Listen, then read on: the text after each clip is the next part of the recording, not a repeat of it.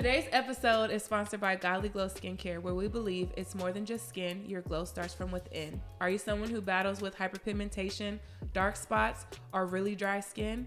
If so, our products will be perfect for you. For more information, you can follow us on Instagram and Facebook at Godly Glow CO. All right, so I have a question for ladies. Are church guys the worst? It depends. They can be. Yeah, I wouldn't say they're always the worst, but they can be. I mean, we love our church guys, but that doesn't mean that they love us or that they want us. So do you feel like you are better off finding love outside of the church? I could find love anywhere. You can find love anywhere. So for those single ladies out there, you can find love anywhere. But just look at his heart. Where's his heart? What type of relationship does he have with God? Because I think we talked about this before. The church is not the four walls. The church is you. Like, we make up the church. So where is he in life? You know, how does he treat his mother? How does he have a relationship with God? Does he actually talk to God? And is he real about it? Because a lot of them will say, oh, I love God. I love Jesus. But they don't know how to pray. They don't know how to read the Bible. Open it up to Genesis. Start at the beginning. It's simple. But what about you? I think that the same type of man that you find in the church, you can find in the world. So you don't have to go to the church. Like, the same type of issues or the same things that you think that you not gonna find in the church, you gonna find it. Yeah, because they can hide it. I think they hide Correct. it better. Yeah. Correct. I won't even say they hide it better, because they don't, but they think they do. But a lot of people have this perception that I'm gonna find this perfect man, this man of God, and he has to be in the church. And I even used to be like this at one point, but I found that God can use anybody from any walk of life and bring those people together. It doesn't have to be somebody that's on a pulpit, in the choir, serving in the church. No, it doesn't. And there's nothing wrong with that. But I believe that if he is a man after God's own heart, he is submitted to God, then we can see where it goes. Like, if he has an active relationship and our values and what we believe align, then I'm open to that, whether he in the church or he outside of the church. Because it don't matter. Church dudes can do the same thing. They do the same thing. They do. How about you, Deena? Yeah. You can't run from that question, boo. What was the question again? I know what was the question It's again. a twin takeover here. Do you feel like it's hard to find love in the church? I mean, okay, whatever. I definitely have my experiences, I will say, with some guys that shall remain nameless. There we go. But yeah, I feel like it all depends on like your values. Like, if you find someone who's not actively going to church and for whatever reason, but they have a real relationship with Jesus, that is, and also other things, right? Like, they're responsible with their finances. They look good. Come on, somebody, because we can't forget about that. You can be churchy, you can be saved, but you can have stank breath. You can have halitosis. You can have your hygiene is off. Your hygiene. General attraction plays a part. Has to play. You know what I'm saying? It has to. I feel like it's like two number ones. You have to look good. I have to be attracted to you, and you have to love Jesus for real. That's important. But what else? I mean, they're not the worst, but I do feel like, personally, what I've seen, I feel like guys have more options than ladies in the church. In the church specifically. Absolutely. Oh yeah, for and sure. they know that. In the church, in a sense of like the church building we're talking about. Yeah, sure. No, for sure. PJ, you said. Come on, I think it's how you look at it. So, I will say that most men probably do, like, it's probably 50-50 where you do date in the church, but then, like, if you really love Jesus, and this is not me having unconscious bias, but if you really love Jesus, then you have a certain level of integrity. So you approach dating differently. And I think that your experience with saying that men have more options in church than women do is mainly because, unfortunately, churches in the U.S. is more heavily populated with women than it is men. So though the numbers may be more, I won't say that we have more options, because the same issues that you are talking about are same issues that we have with women. Okay. So it's not that you have more options. It may just be you have more women than you do men in the church. But I don't think that, I don't have that perspective when I go to church. That's a good point. You can't get away Not from the this. look. Yeah, Ronnie. The look. As far as women in the church, like I said, I'm not opposed to dating somebody in the church at all. I feel like Deene said you can find love anywhere. You can find somebody in the Kroger aisle that you're going down. Yep. In the library. Walmart. You know, we in the South. Family Dollar. Yeah, Walmart. Yeah. Dollar Tree. Dollar Tree? Dollar Dollar more? Tree. Dollar 25. Five below. So I'm not opposed to finding somebody in church. I feel like that's a possibility. I know I'm gonna have to go a lot more often for that to happen. But yeah, I think that's a possibility. That's a good thing. I want to throw a wrench in the box. So this idea of men having more options in church than women, I would say that women have the upper hand in church. I'm just playing the other side, because women have the ability to be sought after, and so you never think about the fact, like, for women, I feel like the perspective sometimes is it's my choice, but then for men, it's, do I feel like I want to be rejected?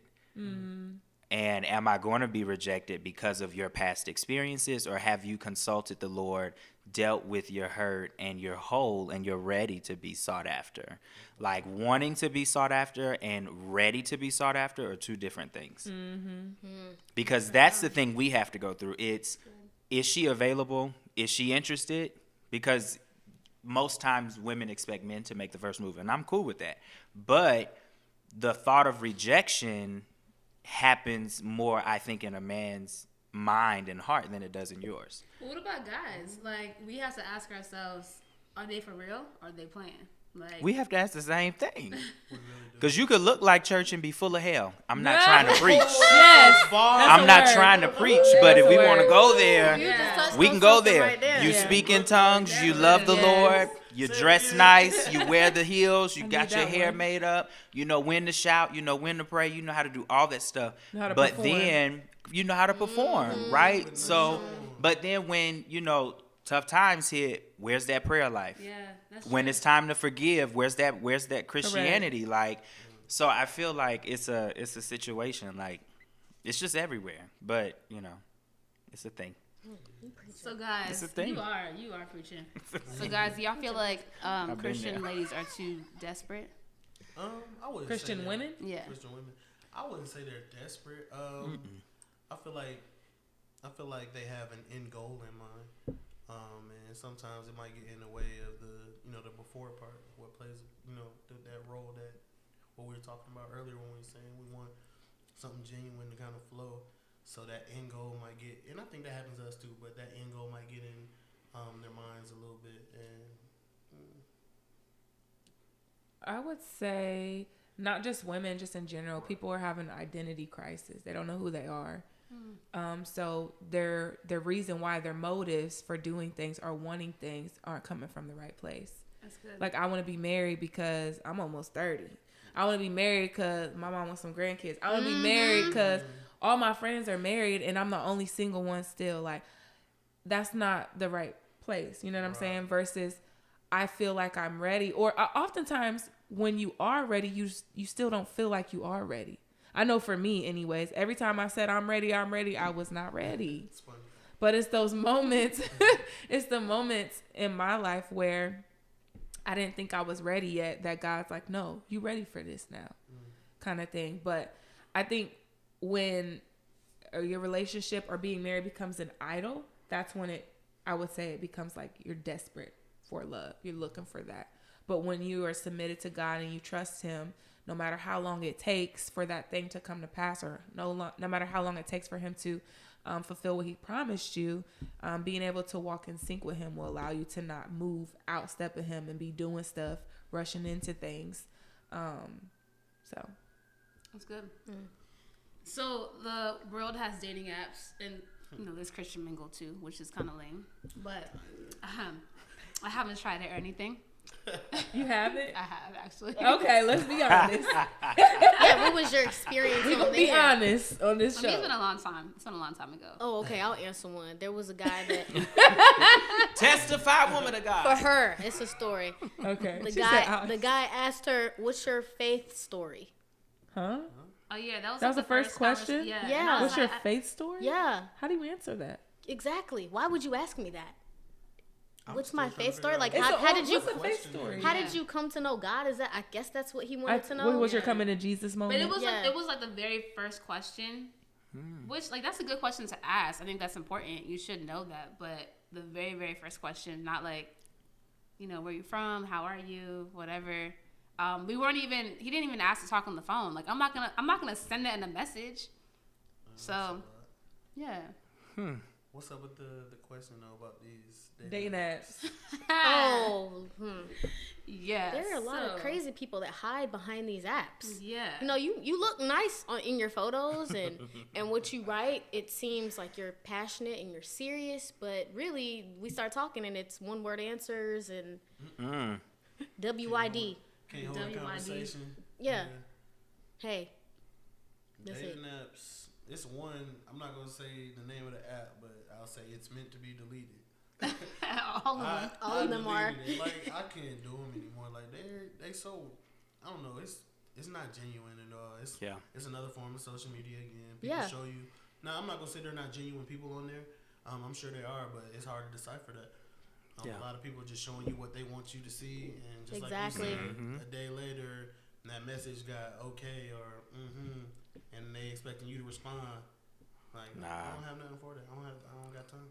Yeah. That's right. Yeah, they could seem like they're super interested. The moment you exchange numbers, They silence. just- yeah. Silence. I've never used dating app before. Blessed. Don't. And I'm not interested because I'm just a person that like I don't like, even if it's like a friend or a homegirl, it's like, girl, I got somebody that you want you to meet, I'm good. I just don't like anything that's forced. Like I really That's don't. And those times when people have tried to set me up with stuff like that, it never worked out. And that's just for me. I just prefer to get to know someone naturally, just let it happen. I don't like anybody to try to put me with somebody, be a matchmaker. That's not for me. So what's the purpose, or why do you guys use dating apps? Like, is it like, what's the point? Well, you might not go out like Yeah. that. You might be somebody that's a homebody, so it's hard to meet people. And then, Okay. and I've asked a lot of guys this question. Let's say you're out and about and you see somebody that you're attracted to. Y'all making eye contact. Would you go and approach her? And out of all the guys that I've asked, I think I only had one person that said yes. Everybody else, they were like, no, I wouldn't walk up to her. I wouldn't say anything. Maybe if you're at Walmart, they might in Atlanta, but they won't say anything. They'll just let her walk off and not have a conversation, not get to know her, not get her name, not get her number, not introduce themselves. So social dating, those dating sites, it's just another way to meet people. And you might find somebody on there that you know. Like, oh, Yeah. snap, we go to the same church. Yeah. That's awkward. Or we work together. Or this is a customer that I helped. We swiping left. Not on you. But yeah, that's one of the main reasons why a lot of people get on there. And I've had people, like I have one of my closest friends, her and her husband met on an app and they're married and great. Like they're doing great. Yeah. But that ain't for me. Yeah. You know what I mean? Yeah. So I ask questions just to see, like, I've considered it. I think at one point I did Tinder, but it wasn't to date. It was when I used to travel a lot and I was just looking for people to hang out with while I was out of town. But when I got on there, I was like, this ain't what that's for. Let me get on out of here. But I feel like I didn't like it. the only reason I ever downloaded one of my roommates was like, yeah, he met his his girlfriend now on there, and I only downloaded because it was the pandemic. We wasn't going anywhere. Yeah. To meet people. You Right. couldn't, and we're stuck in the house, so I tried it. Shouldn't have tried it. You said shouldn't have tried it? Nah, I don't. I mean, it's not terrible. It's just I don't think it's for me. Yeah. That's fair. That's fair. Pastor? You too quiet over there.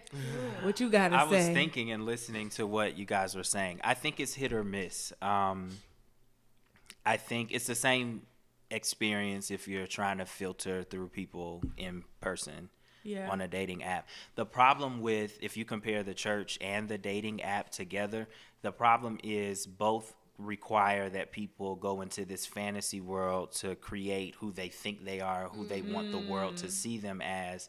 And if you're going to date, whether it's in church, finding people organically or on a dating app, like, you just need to be prepared to filter through stuff because people are messy. There's a song, I can't think, it's a R&B song, but it talks about, I want to know who you are at 3 a.m. And that's kind of where I am. Like, I want to see who you authentically are, your good times, your bad times. Because if I can't handle you in your bad times, I don't deserve you in your good times. And that's the same way with me. Like, so, you can do it, but I think it goes back to expectations. And I've done dating apps. I think that my experience with them have been very similar to all of y'all's, but it comes down to just being ready for the foolishness. Like, you're not going to avoid foolishness. So you just have to be prepared for it, and don't have expectations beforehand, but make expectations together. Like, communication is important. If I'm feeling you, you feeling me, we've been talking for a while, let's have a conversation. Are you ready to exclusively date, or are you not? Are you talking to other people? Like, don't hold and be bitter with others about things you want to know, but you don't have the courage to ask or to deal with. And that creates a whole nother layer of baggage in dating. Well, y'all made some really excellent points here. I do have something to say, though, because I've experienced dating apps. I've experienced I want to set you up with someone kind of thing, too. Which has not. I don't like it. Even my mom tried to set me up, but that's a whole nother story. Yes, mother. I'd be like, no. On a list right now. This pod will never end. Seriously, like, and the first thing is, oh, he's a Christian, he loves Jesus. Okay, what else? Like, that's the main important thing. But like, what else? So, I'm big on love. I love love. So I was thinking about doing this, hosting a Christian speed dating event. Where it would be real. Like, there would be a vetting process. Let me just say that it wouldn't just be anybody and everybody come through. Like, you have to be for real in your pursuit. Like, you want to. Sorry if you hear our mascot, Mikey. He can't help himself. But like, what would y'all think about that? Would y'all want to be in attendance? I'm telling you, look at me. Like, I would set y'all up, okay? I'll be the bouncer. A bouncer. I would be there. I would be there for support. I would help you set the event up, but I probably would not participate. I'd do the vetting. I mean, they have to have real jobs, right? They have to. Well, what's a real job? Right. What is a career, or like a job that is. I mean, a person can be in a career. We'll say career. See, expectations, because even in that, like, a real job, like, what is that? You may not want to date an entrepreneur whose funds are up and down, but there may be somebody who is totally okay dating an entrepreneur because of the creativity that they have. You may not want to date somebody in fast food, but somebody else may be okay with that because they got an eating disorder. I don't know, but it could be a thing. Or they like free food. Like, it's a thing. So the vetting is different, but I would say I would participate just because I love meeting people. I would participate. Okay. All right. I'm gonna see if y'all will participate. Okay, well, maybe I would participate just to meet people, but I probably wouldn't participate to, like, my mindset would not be, oh, I'm about to date somebody. Y'all should gonna find a husband on there. Right, it would. I honestly can't fathom finding the love of my life in a speed dating line. Like, I feel like it's not you never know. You don't never know. I'm not opposed. I can't fathom it. Like, I can't think. I can't see that happening. But that's love at first sight. Yeah, love at first sight. It happens. Yeah, I'm sure that's a possibility. The best things happen when you don't expect them. So there's that. So listen, comment below if you would be interested in us hosting a Christian speed dating. It's not gonna be corny. Charon. It's not gonna be lame. It's gonna be actual. Like, we're not gonna come and play we're not gonna play how great they are kind of music. You know what I'm saying? It's gonna be lively and It's fun. gonna be a vibe. It's gonna be a whole vibe I'm with it. with people who love Jesus. So if you want that, comment below right now. Say yes. Say something. Say something to us. But we're gonna do it anyways. Okay. That's Whether right. you want it or not. So just come out. Just come out and support. This will be And in the Atlanta area. yeah, and keep an open mind. You just never know. You might meet your best friend. You might meet your husband. You might meet your wife. But if you're interested, let us know. All right. Well, thank you so much for watching. We love you guys. Until next time. Bye. Bye.